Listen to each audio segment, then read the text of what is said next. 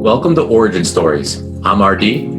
I'm Parrot. We're telling stories behind the digital art revolution Each week we interview top artists. and live stream with the community. Let's go. Today is tomorrow's origin story. REO, welcome to Origin Stories. Thanks for having me, man. This is a fun one because of how it all happened, how it all came together. And I was sitting here one fine, it was a beautiful day out. Sun was streaming in a window. I was talking to ThankYouX and Jay and Silva right here on Origin Stories. And your name came up, and your name came up in a really, really powerful way. I mean, they brought REO to the table. And they brought REO to the table so forcefully that I said to myself, I have to now go check out REO. And then that tripped off a whole sequence of events. And here we are today. So REO, first, it's my pleasure to have you here. Thank you for taking the time. And I'll turn it around so you can share with everybody, what is your origin story? So, it's so crazy to hear you ask me that because I've just seen you ask so many people that. So it's just an honor in general. And big shout out to Ryan and Jay and Silva for the shout out and the introduction. But my origin story, I believe, starts with me, being young, and I won my first coloring contest in preschool. And it's my first memory of just, someone seeing something I made and acknowledging it, like, this is special, right? Because to me, I was just coloring. I don't remember having any feeling like I was any different than anybody else. And when they asked me to take my picture for this local newspaper. And I was just like, what is going on? So then I came home, and I remember opening the door, and on the couch, there was it looked like a mile-high mound of materials, supplies, color pencils and markers and everything. And I was just like, oh, and in that moment, I knew that more than toys, more than anything else, art supplies was just like candy to me, And from then, I was always dancing, huge fan of music, and anything creative, Legos. I was just always constantly, my brain was trying to make things and create. And so that went through high school, middle school, just me drawing, being in art class. All the other subjects were okay, but art was everything to me. And I ended up getting into AP art pretty quickly, and was planning to go to art school. So I got accepted to Ringling School of Art and Design in Florida. And I went there, and I originally wanted to go for 3D animation, actually, because my goal was to work at Pixar. And then when I kind of got there and realized, at the time, some of the technology and stuff wasn't, there yet, I was like, maybe I should just stick with illustration. And so I did that. I did a year of that, and kind of got conflicted about, I wanted to do art, but I didn't know if going to school for it was the way. I kind of wanted to just jump right in. So I did 1 year, and then after that, I just did every job that I could with art. So I did birthday party face paintings. I did caricatures at a local bar. I did 6 children's books. I just was trying to get paid for my art from the beginning, And in the meantime, I started to make beats. Kind of I had a friend that was a rapper, and so I was like, oh, let me try this, because every time I draw, I'm listening to music constantly. And I didn't know my father for a very long time, but my mom had always told me that he was a singer. He was a big musician. So I knew it was, it was in my blood, but I'd seen friends create, but it didn't really jump out at me until I got into college. So then that became my obsession, and I started making beats all day, every day, and then, was also doing the art. I had a couple waiting tables jobs that I was doing to just kind of keep the money up. And then I got some news that I was diagnosed with Hodgkin's lymphoma. I had a tumor in my neck. It was pretty big. It was about the size of a golf ball. Wow. And it took 3 months to determine if it was, had cancer. And sure enough, it did. I had this is crazy. Like, so the second most painful thing is a bone marrow biopsy. The first one is a spinal tap. So I had the bone marrow biopsy. I woke up out of the anesthesia, like it was a mess, and they still couldn't determine. And then I had a crazy senile doctor just kind of one day just like cut it open and then just take a piece of it. But it was like no anesthesia, no nothing, just kind of raw. And I was okay with that because, again, it's like 3 months passing and you don't know what it is. So then I got the news, they called me and said it was, and I just was standing there after I hung up the phone, and I just didn't know who to call first or what to say or what to do. So I went into my room and I just made music. I was like, this is how I get these feelings out, and I remember exactly the song that I made and the track and how I felt afterwards. And then I went on that journey, and I had long hair like I do now, down to past my shoulders. And I just went in the bathroom and I shaved my head because I knew I was about to start chemo and I didn't want to see my hair fall out. And it was just this very surreal experience, And so shaved my head, started chemo, and, had a whole bunch of things happen, in just my mind, and battles with, why did this happen to me and all these things like that. But one thing that, as I was fighting this thing that, could or could not kill me, I started to think, I want to make music so that if I do pass, that my family could be in my presence, right? They could put it on and feel my energy. Instead of before, it's like, oh, let me make this track so my boy can rap on it, and we, things like that. So my intention changed. And I think I really do feel like because of that, that was one of the reasons why I was able to beat it, because I had a different purpose in that moment. And I remember a real quick story too. I was doing really well in my radiation because I would be really sick. I would be sick, like I did chemo every other week. So I would do it on a Wednesday and I would be so sick, so bedridden. I wouldn't be able to do anything until like the next Wednesday or Thursday. And then I would start to have some kind of normal, feeling like on the weekend. And then it was like right back.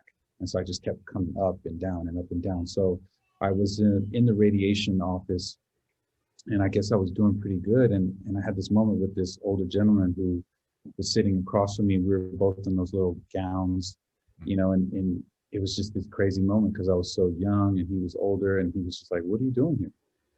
And I was like, "Man, the same as you, I didn't choose to be here, but, I'm trying to fight through it." And he goes, "When you get out," he's like, "go for it, man. Just go for it." Because for me, I've lived my life.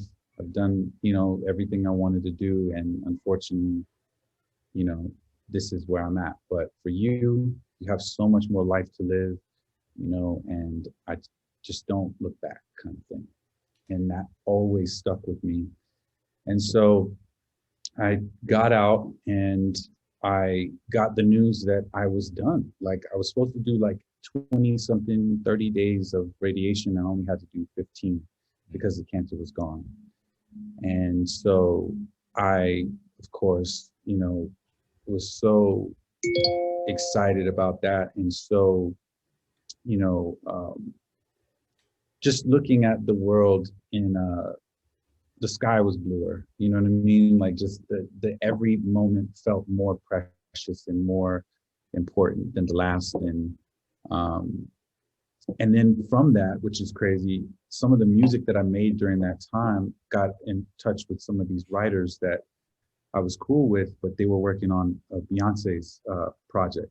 And this is like the single ladies era of Beyonce. Like she was like about to blow up, and the track made it onto that album, and it was my sort of, I don't want to say consolation prize, but sort of just the reward for this new chapter in my life, you know. And at the time I hadn't had any real big music placements or anything, so it was my first big one. I got a nice check. I was able to buy myself like a nice beefy, you know, Mac computer, and just like, yeah, it just felt like, okay, just like that guy said, I'm not going to look back. So then I went and had a whole career in music, and moved to LA. And wait, Rio, I got to stop you there. Hold on. There's so much to unpack there, but I want to just real quick before the LA move. I want to go back for a second. Just want to very, very quickly share with you that growing up, as I was entering high school, one of my best friends in the world, probably my best friend in the world at the time, had Hodgkin's disease. And so I was over his house every day, like basically as often as I could possibly be, seeing the radiation weeks, the non-radiation weeks, and how those cycles work. So hearing that from you, that's a powerful story for me personally, not because I understand completely, but I did the next thing to that, which was be part of it for the long haul. So man, I appreciate you sharing that, because that's a powerful thing. And then the two thoughts, one was the story or the conversation that you had with the man there.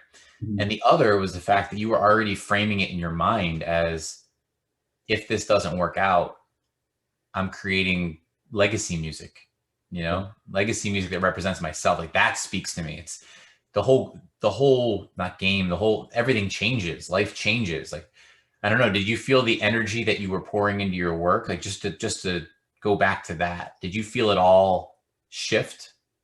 Oh yeah, most definitely.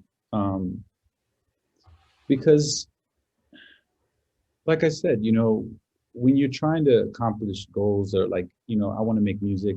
At first it was like, I just want to make something good that my friend will think it's good enough to rap on, right? It's like, that was the goal. And then it was like, oh, well, what if, you know, I could sell some of these? And then I sold a couple of them. I was like, okay, well, what if I could get these to someone that's like popular, or Jay-Z was like a huge, you know, influence of mine. So I was really trying to get some music to Jay-Z. And so, that's different, like career, you know what I mean? And then legacy, like you said. And I think that switch from that really made the music really step up. And one of my biggest idols is Dilla. And I don't know if you know much about his story, but he basically, he had lupus, and he died. He put out an album that he made in the hospital on the hospital bed, and it's called Donuts, and it's kind of a reference to time and like records. And there's so many messages on this album that speak to death and life and all these things. And he ended up dying on my birthday, which was so interesting because he was such a huge influence for me. And just that story of being on the hospital bed, making this music, knowing that, you know, this is legacy. And that still to this day is revered as one of the best hip hop albums of all time. And not just because of the music, but because of how the piece of art that it is, you know? So I think that super influenced it too. And yeah, man, art and music and has so much power, healing power too, for not just for us that make it, but for the other people that hear it and relate to it, you know. And I don't take that lightly. Yeah, it's incredible for me to sit here and soak that in. I feel that intense purpose, that elevation of purpose in those moments tangibly now. As you're telling me that story, I can only imagine in that moment how it was. But again, thank you for sharing those moments. To lighten it up real quick, to go back a step further than that, all those art instruments around, right? When you said you saw the pile and it just lit you up. Yeah. Tell us some of the first things that you drew. Man, my memory is so trash, but there's a funny story. I remember in second grade with some of those materials, there was like a fire prevention. They had a fireman come through and was like, hey, and they had like a art contest.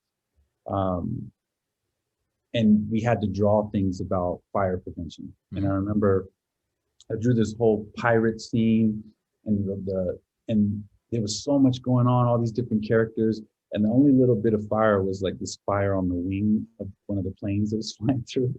And so, we went.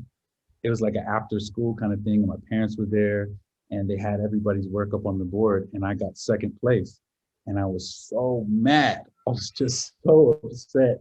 And I remember the teacher pulled me aside, and she was like, you definitely had the best work, but you only had one little bit of fire, and you had to follow, the instructions. And so, that just showed my rebellious spirit. And one, I'm going to do what I want to do, but also just like me having that competitive spirit, But that's one of the earliest things I remember drawing, was like a bunch of pirates, and I was into comic books, and so I was just always drawing Wolverine or Spider-Man or something. You just spoke to my heart right there, Rio. I had years of my life where I was just trying to perfect a copy of Wolverine from comic book pages. So that was my number one guy. Yeah, that's my guy too.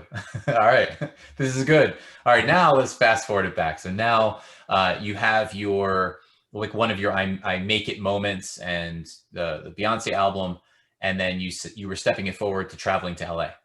Yeah, and so that was sort of me. I got signed to a publishing deal.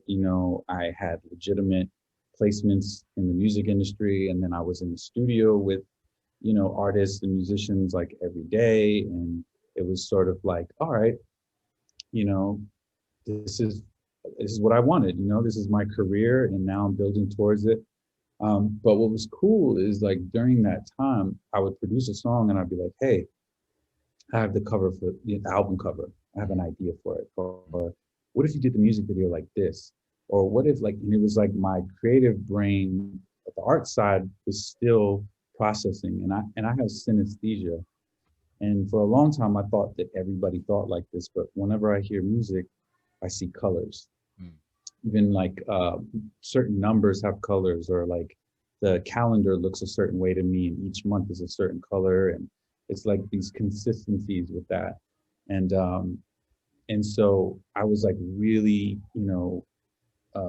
I didn't have the skills, like the Photoshop skills like that, but I would put stuff together. I would send things, and I did a couple covers for artists and stuff. But I kind of felt like there was something there, like I want to film a music video. I want to do, I want to get into this. And then I had like one of my biggest records is Lil Wayne featuring Bruno Mars. It's called Mirror. And it was on the radio, the video had like 500 million plays, and I didn't see a dime, right? And so that broke my heart. Like there's been a couple of times, not even just relationships, but the thing that you love to do, I put so much energy, so much effort. We would make hundreds of pieces of music a year, and maybe only 2 would make it through and come out. You know what I mean? And how does that work? How does it work where you don't see a dime from that experience? So it's really like Cash Money Records was the label that Lil Wayne signed to, and they had a reputation for not paying the producers and the people involved, because they signed an old deal like way back in the day in the early 2000s, that they were an independent label, and so Universal kind of gave them a pass. So I guess when the money comes in, it didn't go to the record label, it went to the owner of the independent label first. And so he has an army of lawyers, and it's almost like you have to sue to get the money that you are owed. And so it wasn't just me. There was a bunch of other artists, a bunch of other producers. Lil Wayne himself couldn't get paid. And so I didn't blame him or anything like that. It was just like music industry bullshit, And so I really got disheartened by that, because I had all the receipts, I had all the proof, and there was other drama too with the record. And it was just one of those things where it's like, how can one of the best things that happen to me also be one of the worst, you know? And now that I look back, I feel that way about cancer, you know, like at the time I was like, how can this happen? But now I'm like, yo, that's one of the greatest things that happened to me. The way that it changed me, the way that it made me think, the way it made me appreciate things, I would never, you know, take it back. And the same thing with the lawsuit, because you gotta understand too, man, like I loved music so much that now when I sit at the keyboard or I go to make music, my brain goes, well, what's all this for? Like, why? Why even do it? Because, you know, you have the proof and you're not getting paid now. And, you know, it's just really shady. So with that said, I was like, I need to get back to something that doesn't have any of the politics that music does now, because now I'm in it and, you know, so I was like, let me get back to art. So I moved away from LA. I moved back to Atlanta to kind of lick my wounds and kind of get myself together, because I was like, this isn't my dream anymore. You know, just being a music producer and dealing with these people and how they work, like I just don't want to do that anymore. So I started getting into After Effects and some Cinema 4D stuff, just dabbling. I bought a camera. I started, you know, I was producing for some local people and some friends, and then I would be the same thing. Okay, I have the album cover, or I have this idea for a music video. Let me shoot that, or come through and let me, you know, and so I started using art, but not just drawing. I even had a clothing line, and I was writing these quotes and putting them on shirts, and you know, I was just kind of exploring, you know, different creative fields. And then I did this. I had made this track called Mike Tyson, and then I made some like little Instagram videos, like 15 seconds long, and people started freaking out about them.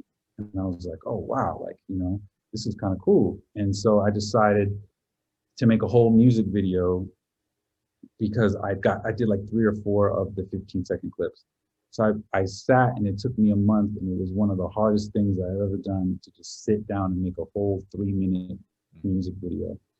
And I was super proud of it, and I put it out and nobody saw it. I was like, man.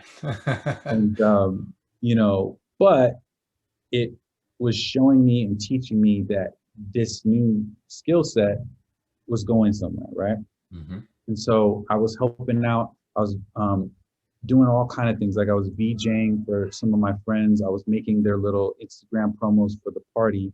And then at the party, I would draw all the DJs' names and like put it in Resolume and just mess it up. And I would just be sitting, you know, on the side of the DJ booth with a drink and just kind of, you know, playing around and making stuff. And it was really fun to me. And then I thought to myself, well, this is kind of like stage visuals, right? And then I'm doing promo and marketing. I'm like doing all the things around music now and still making music myself.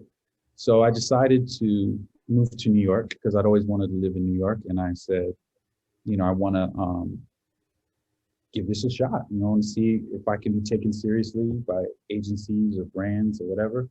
So I moved to New York, and still in the midst of the lawsuit, you know, which was kind of like weighing on me.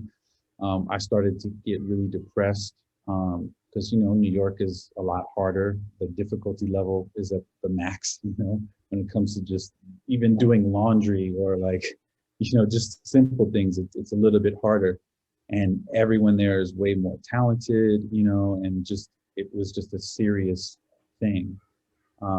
And so, you know, I felt like the lawsuit, I had a friend tell me that the lawsuit was, you know, starting to make me a not nice person to be around, you know, and I think he was right, because I was looking in the rearview mirror, right? I was like sometimes being right is the most wrong thing for you, because if you have a point and you hold on to that point, you can't move on from it. You know what I mean? Like you just kind of live in that moment where you were done wrong and you were like, um, and you want justice, right? And so I felt that way about the lawsuit. I was like, you know, I have the receipts, I have the proof, and there's money. There's like, you know, it was like upwards to like $200,000, you know, that's just sitting there. And then now I've got to make money somehow to pay my rent, but I did the work. So I just, it just really, really broke my heart. That's the only way I could really describe it. You know, that this thing that I love and this thing that everyone else, I had cousins calling, you know, oh, let me borrow some money, or let me do, you know, everyone thinks I got money because songs on the radio, you know, music videos, whatever. So after that conversation with my friend Mike Jex, shout out to Mike Jex, he just really told me, man, like, you need to move forward. You're like that old lady sitting by the mailbox, you know, waiting for that thing to come. And so I decided to put my best foot forward and just start making content on Instagram that I wanted to get hired for, right? So I would take like whatever upcoming rapper or somebody that needed something, and I would just give them like, you know, way more than their money's worth, just so that I could have something cool to post on my page. And then a friend of mine, Sam Cannon, another great artist, she shot me some opportunities that, you know, she was too busy for. One was shooting for for New York Fashion Week. So Tumblr had this program where they helped young artists come in and gave them a pass to Fashion Week and just let them go crazy. And so during that time it was really cool because it puts you on a time crunch, because the show is 15 minutes and then you have like 20, 30 minutes before the next show, and you got to get in on your laptop, make a piece of art and post it. So it like helped me to kind of get good and be fast. And I was making a bunch of really weird kind of stuff. It's on my Instagram, like way down. And yeah, man, I just was trying things, you know, I was out here just trying my best. And then I got a couple good breaks where I had a Sprite campaign that was with like Lil Yachty and Vic Mensa. It was like this big deal. I got a nice check for that. And it was one of those things where, you know, if you're waiting for it to happen, it's not going to happen, you know. But if you move forward and then it happens when you don't need it, you know. And of course, after I had a couple big gigs and got some money, then the lawsuit, you know, finally ended and I got paid, you know. And it was just like, I just noticed that that's the energy of the universe sometimes, man, is that you got to move forward and you can't wait on it. And I made this analogy the other day, you know, when you go to the beach and the water's cold, like I'm the guy that's like going inch by inch into the water, like complaining the whole time. And meanwhile, I'm watching everyone else just run and jump in and get through that moment of discomfort, right? And then you move on into enjoying, and then your body adapts to the water and all of that. But I noticed that I'm doing that. You know, I did that with NFTs too, which we can get to. Like I was like waiting for this perfect moment, and I just said, you know what, I'm doing that thing again, and just jump in. You know, but all that to say, man, like the art started picking up. I had one of my main goals is to work with Nike. I'm a big on manifesting and saying, you know, the name out loud and walking. I would just walk around my house and say, Nike, Nike, Nike, Nike, Nike, you know. And ironically, I was in the Nike store in Soho, and I would just go in there and look at how they set everything up and the mannequins and the LEDs and, like, you know, because they would do really dope installations, especially in the New York stores. So I'm in there, you know, doing recon, looking at everything, and I get a DM from someone that worked at Nike, and it's like, hey, I got this project. I want to fly you out to campus and have you work for like 2-3 weeks. And I was like, wow, like this is, you know, something I've been dreaming of for so long. And here it is. And then I'm in the store, you know, and my life has this momentum right now.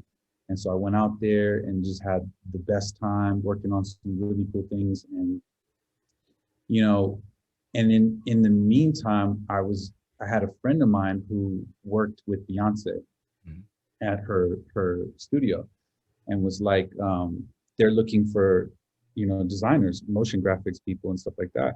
So I went up there, had a meeting, it went really well, and they brought me up there to start working on stuff, which was a crazy full circle moment, right? Because I'd already produced for her.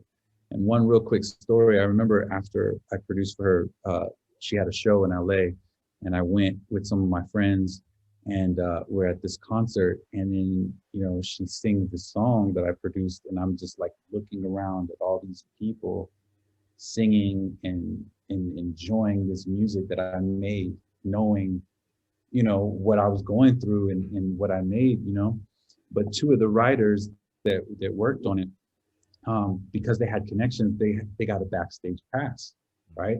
And I was mad salty. I was just like, yo, like, I want to go back. I want to meet her, And so I'd always wondered, how that meeting went, and, just getting to talk to her about the song.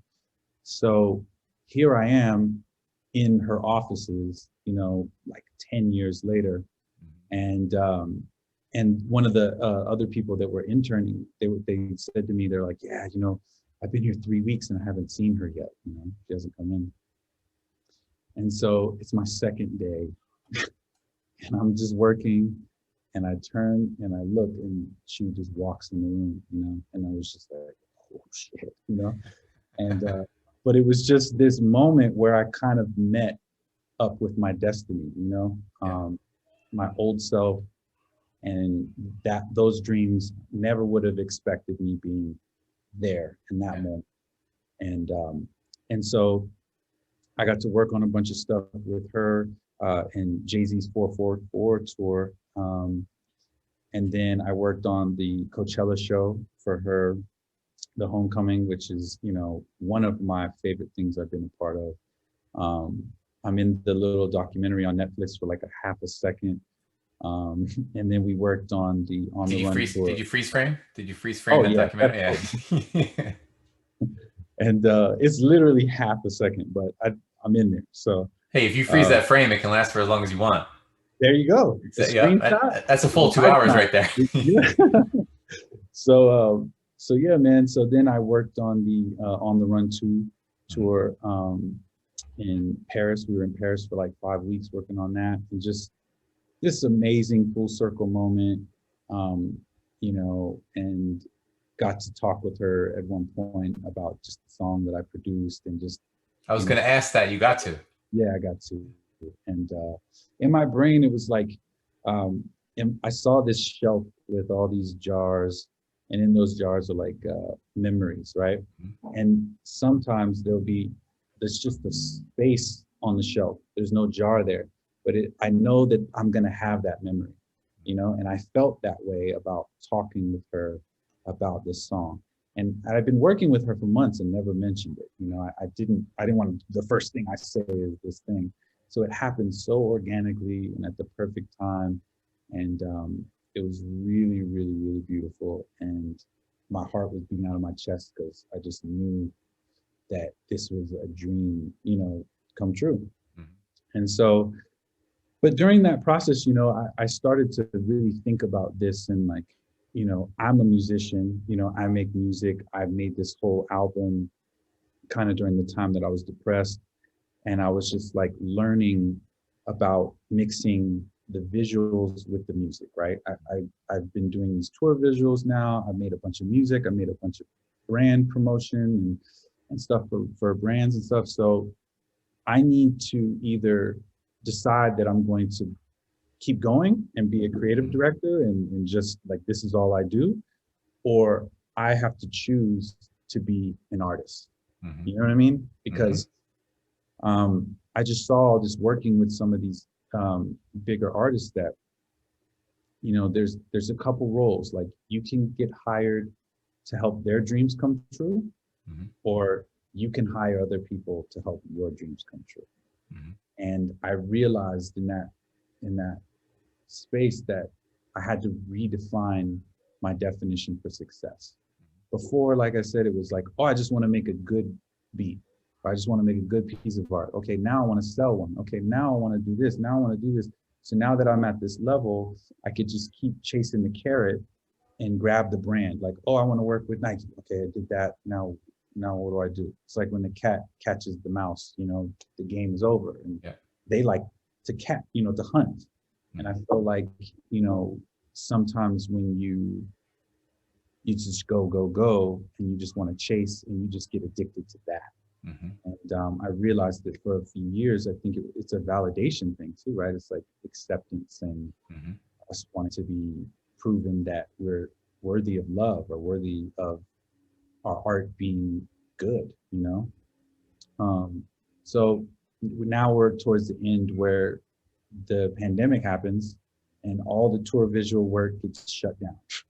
So now it's like, I don't even have a choice to do this or not, And I'm doing pretty good, as a freelancer, like just doing work for other brands and stuff like that. But I knew that I needed to start making way out. So for the last few years, I was doing stuff at like Art Basel. I had my own solo show in Jacksonville, but it was an all digital show. I didn't sell one piece because, how do you sell a digital piece of art? And this was in 2018. So it was just like, I was having that frustration that, I'm a digital artist trying to be in the art world and trying to sell something, but how can I give it to people? And then around August of last year, a friend of mine was like, hey, you should get on this app called Clubhouse. And I said, okay, cool. And so I got on there, and then I started to see some artists that I really look up to talk about NFTs or tweet about them, like Kidmograph is a huge inspiration. And he was tweeting very early about kind of some of these things, and I didn't fully understand it. And I was in some of the rooms with Beeple when he was talking about, his drops coming, and still so mad that I didn't get one of those. But because I was right there, and I could have, but no. But so then I started. Did you try to fast click the $1? I didn't, but I'm saying, like, I didn't fully grasp what it was yet. I knew people. I've been following you for like 10 plus years, but I was just like, what is this? I don't understand. What am I buying? Like, what am I getting? Like, it didn't click yet. Yeah. Let me make you feel better. You most likely would not have been able to get one. Oh, no? Because I was mashing and there was just no shot. Yeah. Wow. Okay. That does make me feel better. I mean, worse for you, but better for me. But yeah, man. So then fast forward, just like, again, being hesitant, like when do I go? Do I apply for Nifty or Super Rare or whatever? I wasn't sure. And then an amazing artist, Lirona, helped give me a foundation invite. And I went up there and I just started posting stuff. And I was just like, I'm tired of waiting. And, fast forward, handful of pieces sold now. But that's the long-winded origin story. It's a good origin story. Thanks, man. It's a powerful origin story. Yeah. It has a lot of moments to it, man. Like, and I think just sitting here and hearing you, there's such a depth of character and passion about you, and a calmness, kind of like you've been there, like you've had moments, and now you feel, to me, just my observation, very at peace, very just confidently at peace, doing your thing, like you said, not inching, just walking, just very confidently walking in and stepping through, I think, a tale that has multiple turns in it that are relatable to many out there. Yeah, I mean, I think you're right, man. Just I'm past the shock of unfortunate things happening. It's like there's that moment when, a giant boulder falls in the middle of the road, and there are people that would sit there and go, oh, why does this happen to me? Right. Why today? Blah, blah, blah. And there's other people that have inspired me that I've seen on set or whatever, that their first sentences, left or right. How are we getting around this? Not wasting any time complaining about it and just making action. And it took me so long to learn that, because like I said, I have a strong sense of justice in me. And so when something bad happens, I'm like, I want to like investigate it and be like, why did this happen? So I think that kind of getting comfortable with that and calling myself a problem solver. There are certain jobs in this world, like a plumber or a maintenance man. He wakes up and he gets calls about fixing things, you know, and I think after telling myself that that's the kind of mentality I want to have, when my computer messes up, I'm like, okay, I knew this was going to happen, or this issue, let's fix this, or a business situation or whatever. That has really, really helped me to accept and allow and be still and be calm in that. And I also see some of the artists that are getting their flowers now, that have been putting in work for years in the industry and behind the scenes. When they do get money or they do get some popularity from NFTs, they don't change because they've been doing it. You know, it's not new to them. You know what I mean? It's a great observation. I feel the same. You really can tell when someone has that life experience. Yeah. Because things, you know, who knows? Someone can change in a moment, but then they're regrounded because they've been there. They have that. They have that past, that history that just recenters it very quickly. I noticed that too. Yeah, and it's like there's some people that they don't know how things happen, and they go, "How did you get up there?" It's like you're at the top of the flight of steps, you know. And they go, "How'd you get up there?" And it's like, I've watched every single step I've taken to get up here. You know what I mean? It's not magic. I didn't fly up here. Like I took the steps, and you know. So when I see these artists that are getting validated in the art world and things like that, I mean, they've been making money, you know, doing work for other brands and stuff, and to get that final cherry on top, and someone says, "We don't want to hire you again for our dreams. We just want to invest in yours." And I think that's one of the most beautiful things that I'm getting to see for a lot of digital artists right now, is that cherry. You know? Talk about your entrance into NFTs. So when you mentioned foundation, when you do decide to jump in, talk us through the beginning. How do you decide what your first artwork will be? Is it something that you had already created? Is it something that you brought just for NFTs? How did it all work out? So I was watching a lot of what people were uploading, and I was trying to think legacy, right?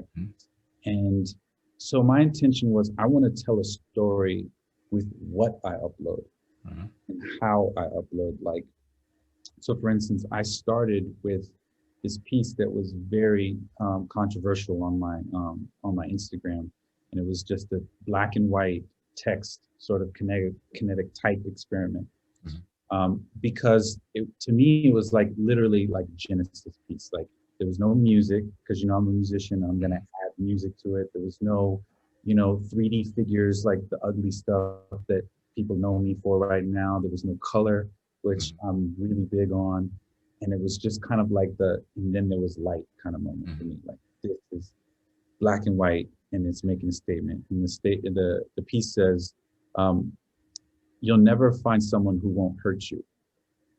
And it's this mantra that I heard when I was meditating, because for me, that the controversy was, a lot of people felt it was negative, but to me, it's like I needed to hear that to sort of let my guard down and be like, whatever relationship you're in, you're gonna hurt each other. You know what I mean? So when you get hurt, it's not this shock, and you're just like, "Oh my God, how could you do that?" And like, and I'm gonna go over here where the grass is greener, and they won't hurt me over here. And that's not true. You know what I mean? And it's like, it's just this reminder that, that love is pain, love is forgiveness, love is all of these things encompassed, not just the good. And so to me, that was such an important piece to remember. And so I started with that. And then the next piece I did was another black and white kinetic text thing that says, "It's easier to complain than it is to change." And again, these are things that I tell myself. I make this art for me first, things that I want to remember. And then because I said to myself, in 20 years, And, you know, when people look back at like, what was Rio's first thing, you know, and they see these pieces that I started out with that represent me kind of like, you know, this is me crawling, you know, and then I'm going to stand upright, and then I'm going to run, and then I'm going to fly. Right. So for instance, just recently I sold my first animated ugly, you know, that also had sound design to it. So and I learned this in music too, that people want to see progress. You know, they want to see a progression. And if there's certain rappers or artists that came out and they were amazing, like right away. And then they just stayed consistently amazing.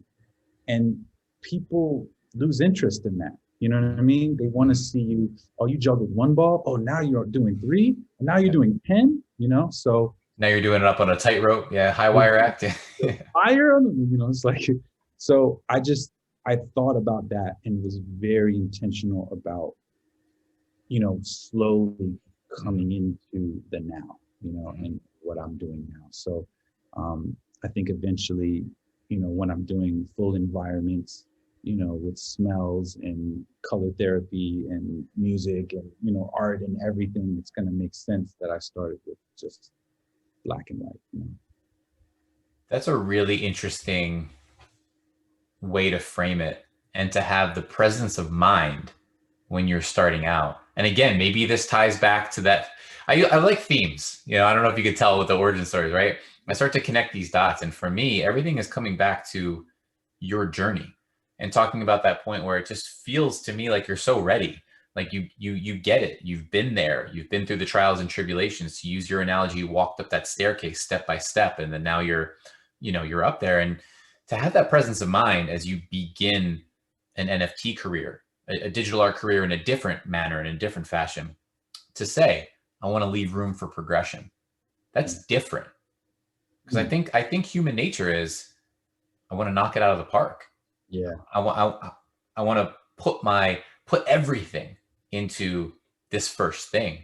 And it's interesting to me that, I don't know, maybe were you seeing the long game? How would you frame it? What were you seeing at that moment?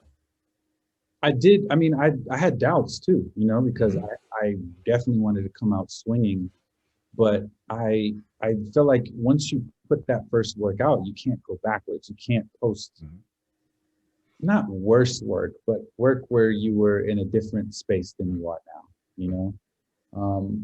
And I think I just wanted to start with the beginning of the story. I didn't start at the very, very beginning, but I wanted to start with, you know, the origin, for lack of a better, you know, phrase. But and to me, like, again, color is such an important part of it, and sound is such an important part. And, you know, even a quick story, one of the things that really took off on my Instagram before I got, I kind of came up with this style of duplicating people. And that's what I got hired for a lot, from Nike, from Sprite, and all these other brands, to do that style. And I got known for it. But the first time I did it, I was making a lot of abstract art, and you know, I had a friend of mine tell me, you know, on Instagram, the stuff that does the best has a face in it, or has a person.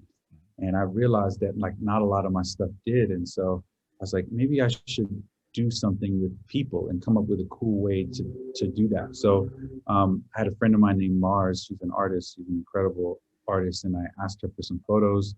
I took those, cut those up, and then did this thing. And so I saw a very, very big response to that, and was like, okay, I need to go in this direction. But I try to listen to that energy, you know, like if something's telling me this is working, people are liking this is making sense, then I follow that kind of through line. And I felt like that, you know, that was a big moment for me. So starting out, I wanted to kind of tell a story with what I released. And I feel bad because sometimes people come out the gate with their best piece, you know what I mean? And then they're under their own pressure to beat the last thing that they did, you know? And that ties into the reason why I started the Ugly series too, of just like removing that pressure of having to be perfect and having to be better than you were yesterday, you know? Mm-hmm. So, so talk that through. I think that's a natural segue into something that you are quite known for, but talk a little bit more about the Ugly series and how you decided to release it and wherever you want to go with that. cool. Yeah. So, you know, I told you I would dabble in Cinema 4D for, you know, like once or twice a month, you know, like nothing ever really long term.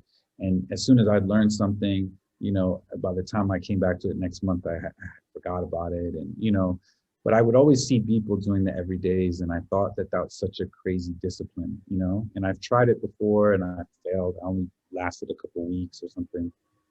But this year I was just like, I want to get better. You know, it's like leg day, right? It's like I've neglected this long enough. You know, I need to really get in here and learn this stuff. So I said January 1st that I was going to start an everyday's practice. And so I did. And, you know, at the beginning of the year, a lot of businesses are still kind of sleepy from Christmas. And so, you know, it's very slow moving and projects don't like jump out the gate. It takes a couple of weeks for things to go. So I had a lot of time. So I was spending like 5 hours on an everyday, you know, and it was just like not realistic. And then so towards the end of the month, I was just so busy with work that I really only had 30 minutes, you know, an hour to work on an everyday. So one day I was just so stressed because I had just dug this hole, very similar to what I was talking about, where the last thing I did, I took 5 hours and now I only have 1 hour. Yeah. And I still have to make something as good. So how do I do this? So I said, I'm going to make something ugly. Mm-hmm. Like, what if I did that? What if that's my, you know, the box that I keep myself in? Because I think creativity works so well with limitations. Mm-hmm. Like, for instance, the drum machine that I used, and so many other great producers use, it's called the MPC. And it's got a limited amount of sample time. And sometimes the beauty of what somebody does is not with what they did, but with what they had. You know what I mean? They only had this much of a song. Constraints.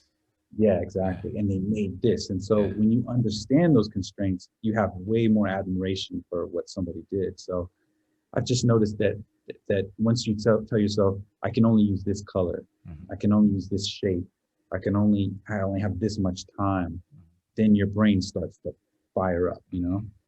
And so once I did that and I told myself, I'm going to make something ugly, my brain just started being like, okay, let's do this. And so I did it, and I did it relatively quick, and I put it out, and the response was crazy. And again, this is the energy, right? Where people are like, yo, I love this. This is beautiful. And I was just like, whoa, that's a mind, you know, trip right there. And so the next day I was like, okay, let me do this again. And so I did it again. And then people were like, yo, this is so beautiful. And I'm like, wait, like, you know, and then I start to realize that I'm playing with that line of what is beauty, what is ugly, you know, what to us, you know, they say beauty is in the eye of the beholder, but, you know, not having that pressure to make something gorgeous, you know, like that, it really helped me get into that groove. And I found kind of my tribe. I felt like people related to that. And I was maybe opening up other artists' brains to that possibility too, you know, and even helping myself in the process. And so it's just been this beautiful organic thing that, like I was saying as well, that, you know, people are watching me grow with it. Like I'm doing something and then I'm like, I have a switch in my brain. What if I add hair? Yeah. What if I did this? What if I did it? And everyone's following along with the journey. And then it's like, oh, when I add music, or what happens when I add animation? Or what is this? What's the voice of this ugly sound like, you know?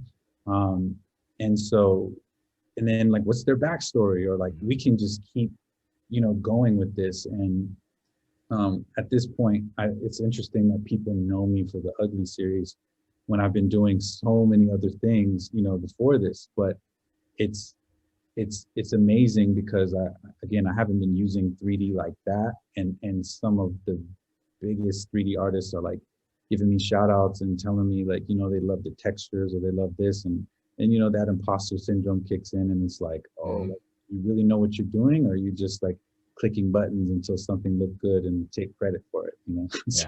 Yeah. You know what's interesting about the naming that I find? The ugly series, right? The ugly series. Sometimes how the human mind works, where if you called it the beautiful series, I think sometimes the human mind goes to finding the flaw, Yeah. right? Yeah. What's different? Well, why does it maybe not reflect that overall naming? You call Mm. it the ugly series, find the beauty. And I like that line that you are playing with, Yeah. where you see it and it's not all ugly. Yeah. There's a lot of intricacy there, and yeah, it's just seeking out sometimes the opposite of the naming. So I personally I find that very interesting about the ugly series. I didn't think about it like that either. That's a great point, actually. Yeah. So the numbering, right? The numbering of the ugly series. I also numbering, it always leads to thinking what's next. It's thinking that there is a story, that there are many chapters to this. Do you have an idea of where this will go? Have you framed up the plans, or are you rolling with intuition? I have some ideas, but it's interesting because I see like the crypto punks, you know, thing, and I even struggle with this line between art and collectible, right? Like, because there are collectibles that are art, but maybe some people look at it as more playful or games. And for me, this series is not that, you know what I mean? But um, I see where it could fall into that line. And so I've always wanted to make like vinyl toys or do something like that, or get into even the idea of a franchise, you know. But when I see like CryptoPunks and how much they sell for, and even, you know, Lirona's killing it doing her boy series and stuff, Yeah. um, I'm I've been kind of confused even just learning how to release it. So I did something on OpenSea. I sold my first one on Rarible as an open edition, and then I sold the next one on OpenSea, and I put up the third one not too long ago. And I did this thing where it's like, if you have all three in your wallet, um, by the end of the auction, that I was going to give you a special colorway of the third one. And so um, I have this plan to release them and kind of like go have the open editions for everyone to get one, because that's the other part, right, where I see a lot of one-on-one auctions and not everybody that wants to get one can get one. And I put up my first ones as like, offer whatever you want kind of thing, and I'll accept the bid. Because if there were people that would DM me and be like, yo, I really love your stuff, but I only have, you know, 300 or something, I'm like, cool.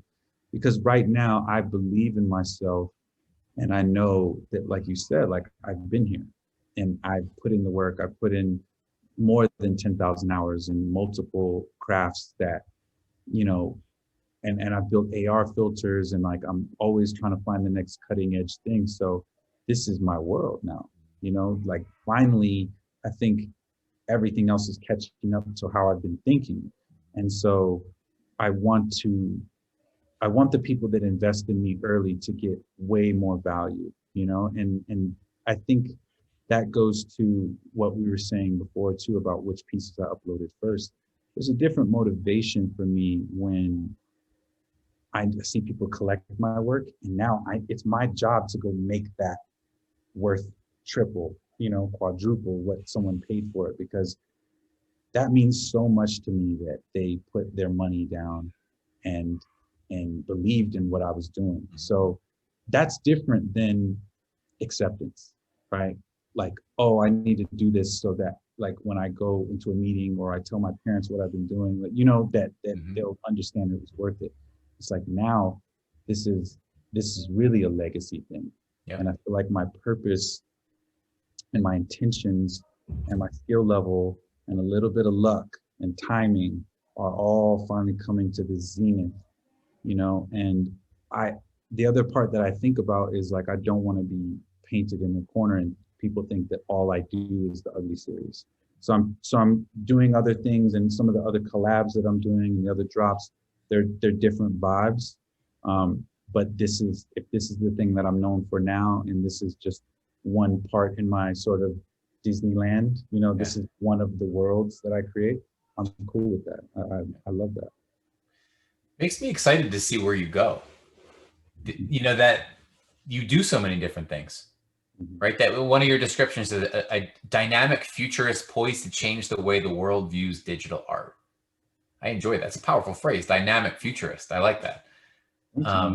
But sitting here listening to you, you're doing all of these different things. And to me, my mind is even running on, where will REO go connecting these dots? Will he connect these dots? In what, how many of the dots, you know? I feel as though you have many, for lack of a better phrase, many tools in the toolbox at your disposal, coupled with that experience. And I'm just kind of sitting back here with my popcorn, you know, ready to watch you go to work. Thanks, man. I mean, and it's the same for me, because I don't even fully know yet. Like I said, I've been hired to help other people's dreams, but now I have these things where it's like, I know exactly my friends or certain people that I would hire to kind of execute some of the things that I don't know how to do, because I know how to do a lot of things, but I can't do everything. And asking for help has been one of the things that has been really hard for me. But as artists like myself are able to get money from NFTs, you know, not only am I putting that back in the community and, you know, helping others and buying art and stuff like that, I also want to take this money to be able to pay my friends and pay them what they deserve, right? And say, hey, I know we worked on jobs together and for other people and stuff, but I know that you're the best at this thing. And I know that you can take my vision and, you know, 2x it. And that's what I'm super excited about in the next chapter, because, you know, what is that phrase? If you want to go fast, go alone.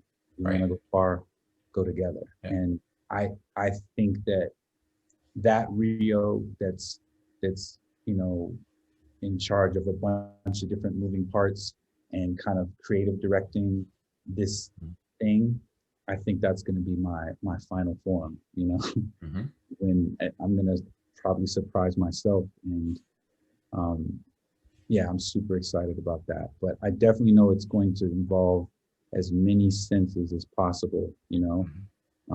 One real quick tidbit too is I recently connected with my father 2 years ago, and it had been many years, most all of my life basically. And but now he's blind, so he's not able to see any of my art. I've played him my music, and I've told him, you know, the things that I've done and been blessed to be a part of. And he was like unbelievably proud, and, you know, damn near cried when I told him. And that moment for me filled that void that I was chasing brands and chasing accomplishments and success to fill, to prove that, you know, I was worthy. And as soon as he told me he was proud of me, all that pressure went away. And it was almost like, now this is for fun. This is the legacy part. This is like, I could never do another thing and my dad would still be, you know, over the moon. And so from here, this is a different game. And this one's for, you know, for just like, it's not necessarily my job to worry about people getting it now. You know, I'm here to make the work. I'm here to use, you know, whatever I have at my disposal to create it. And if they get it 50 years from now, if, you know, aliens are discovering it, you know, 200 million years later, whatever it is, I'm going to, you know, make the best, you know, art and music and bring beauty into the world that I can, you know. That's like my main drive. You know what that says to me, REO? You're right back there. You're making music on behalf of your legacy. Yeah. It was for your family, and now it's for everybody. It's a beautiful thing, man. Thank you, man. Yeah, it feels good. Yeah, it feels good to have that, to know the difference, right? To know that I'm not doing it, you know, to hopefully like, now do you love me? Now do you love me? Right. I already know I'm loved. I already know I'm blessed, you know? Yeah. Yeah, it just feels amazing. Rio, ready to play a game? Let's play a game. All right. Lightning round. Okay. I'm going to throw a bunch at you. Let's get it. You ready for it? Yeah. All right. Lightning round. Oh, hot takes, right? Rapid fire hot takes. Anything comes to mind, anything goes. And if you touch on a topic and you want to hit timeout and go on a tangent, you're absolutely welcome to do so. Otherwise, just keep it rolling. Okay. All right. Lightning round. Topic number 1, digital art. Digital art. Art. Ethereum.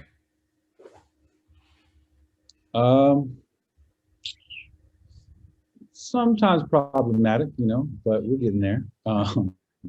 But definitely, you know, super happy that it exists. Mm-hmm. It's helped me a lot. So Rarible. Rarible. Glitchy? Foundation. Foundation. I like it. It's well designed. I like the artist inviting artists thing.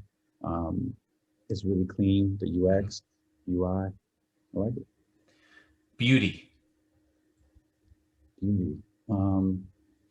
Subjective. And personal. I'm going to throw some words at you that you use to describe yourself. Just fire back at me what it means to you. Okay. Word number 1, musician. So you said describe what it means to be. Mm-hmm. Okay, musician. Alchemist. Mm-hmm. Yeah, I like that. Stick with that one. Designer. Designer. Problem solver. Mm-hmm. Director. Captain. Leadership. Mm-hmm.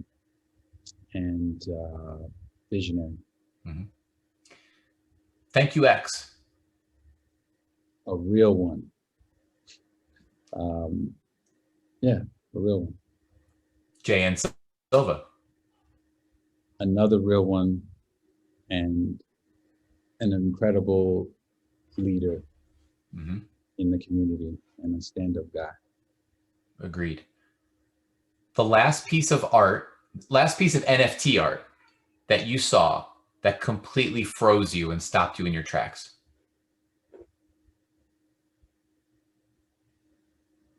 Last piece of NFT art. Man, one of the Alex Gray pieces, like, mind-blowing. Really knocked me on my ass. Yeah. It was the one with the multiple heads, and it was kind of spinning around, and the eyes opened. That really messed me up.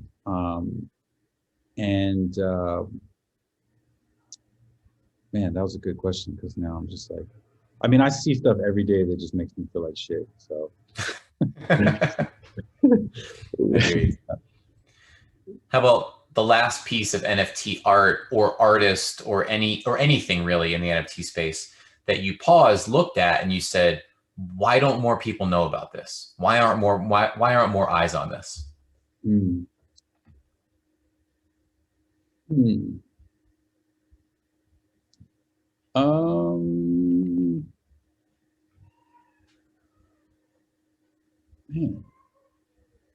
Ugly? Can I say that? You can absolutely say that. Yeah. I'll double down on that. Cool. Cosign. All right.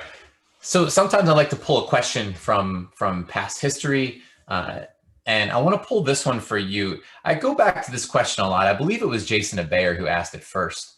And in certain cases, especially like the one, like your case or the situation we find ourselves in, where I'm vibing with your sense of peace and clarity and how you're applying that to where you might go with this insane toolkit that you have. And so I have to reach back and pull a question for, I believe, the second time in Origin Stories history and ask you this. As impossible as this question is to answer, where will you be in 5 years? So for me, the plan is, I've been staring into a computer screen for like 20 years. Yeah. And I mean, hopefully AR comes along and, you know, I can be on the beach playing guitar and my kid is running around, and I could still work on something, right? Yeah. That would be an amazing vision. But I've realized that as I get older, I've been paid for my hands, and I want to get paid for my eye now, for my taste in things, not just my ability to work and pick up, whatever, pick up the barrel of hay and then get that check. It's like I want to be able to use my eye and my taste for things to help uplift other projects, uplift my own, help other artists. And I think that curation is a huge part of that future, because now we see how many thousands of songs uploaded every day. There's 10 new Netflix series, Disney Plus, HBO Max, new books I need to read, programs I want to learn. There's not enough time for everything that we have to experience. And so curation will be the future. And I really, really want to be able to use my years of experience so that would probably be my main job, not just an artist, but to help with that, a huge task in the future. So there's that, and then there's just a whole bunch of, tribe and community building. I really want to connect more with the people that dig with what I do, because I think for the longest time, like creative directors knew who I was, or A&Rs knew, or label people, but not fans, not directly the people and me. And I get to talk with them about what they like about my art, or how it makes them feel, or, I want to do way more of that. And and hopefully be financially stable enough to be able to, have my pop's last few years of his life, or last many years of his life, be enjoyable, because he's had a really tough one. So yeah, I just want to make sure that he goes in style. Yeah. It's a good vision. Thanks, man. So REO, what question would you ask to an artist in the future? You don't necessarily know who it is, just an anonymous artist in the NFT space who comes on to Origin Stories. What question would you like to ask that person? What would you like your legacy to be known for? It's good.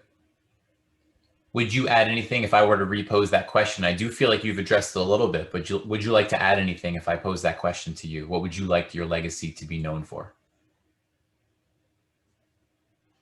One thing that is important to me is, when I was younger, I would always hear this phrase like, jack of all trades, master of none. And this idea that you have to pick one thing and go with it. In different parts of my life, I've picked one as the main focus, but they've all informed the next. One thing informs, my music making helps me think about how to design. My design helps me think about the music, and, tour everything that I've been through. And some of my heroes, like Childish Gambino, someone that, directs his own TV show, does stand-up comedy, raps, he sings, he produces, he, is in movies, he's acting. Like, he doesn't confine himself, and he is just an artist, that everything that he touches is art. And I want to make that more normalized. Kanye West is another great example. He went from being he was an artist himself, to a producer, to a rapper, to a fashion designer, business owner, all these things. And there are many, many people like me. I mean, I'm sure you've heard in the people you've interviewed, so many visual artists make music on the side, or have been in the band, or, and then now with NFTs that you're hearing, like Victor, adding music behind his pieces. Yeah. And, I love when I hear things like that, because I just want that to be normal. So I would love my legacy to have another example of someone who was a good person despite all the things that happened, you know, wasn't that person that I went through it, so you have to go through it too. It's like I went through it, so you don't have to, you know, and always treating your people with respect, and no matter how much money or clout or status you get, that you maintain true to, you know, who you are. And even if you don't see it now, you know, to just have faith that you created it and it exists, and in some way, maybe long after you're gone, somebody will see it, you know, and just maintain that. Wise words, man. Wise words. Thank you, bro. So REO, where can people find you? I will put some links in show notes and whatnot, but while we're on air, not literally on air, we're not live now, but you know what I mean. Yeah. Tell people, where can they find you? Where would you want to point someone? Okay, yeah. So my Instagram is this REO, THISREO. How did I almost forget my name? And that's also my Twitter. And in both links, I usually update it pretty often about any of the NFTs. There's a playlist in my bio, in the link in my bio, that has like all the stuff that I produced that's on Spotify. And I had an Infinite Objects piece that was sold out. I just found out it was sold out, but there's just a bunch of links to stuff that I'm up to. Yeah, you have a nice link collection there. So if anyone goes to your socials, they'll see it. Cool. Yeah, this REO. Yes, sir. Hey man, this has been a pleasure, and I want to say personally, thank you to ThankYouX and Jay and Silva, because the two of them were here, and maybe I would have found you, maybe I wouldn't have, but I'm grateful to them because I feel like I was able to collect one of your artworks. Yes, meet you, of course, man. It speaks, and your story continues to speak, and now we're able to spend this time together, and now hopefully a few more people who may have not known about REO now do. So appreciate you, man, and I bet this won't be the last time we do it. Oh, definitely, man. And again, big shout out to Ryan and Jay and Silva for you know, shouting me out, because they really didn't have to. And I just really appreciate that they did that, and now they're here. So thank you for your time as well, man. Of course. We'll talk to you soon. All right, brother.